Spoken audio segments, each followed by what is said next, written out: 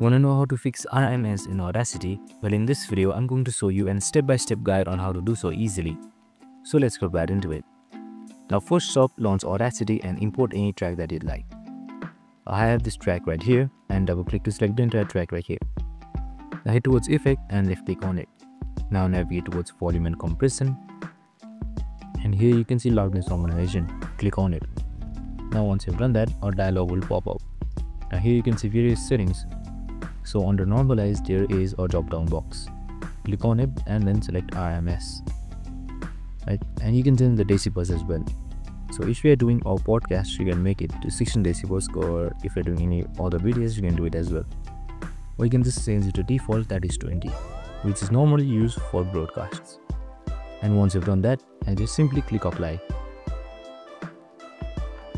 And after a while, it should fix and make your audio a little bit louder.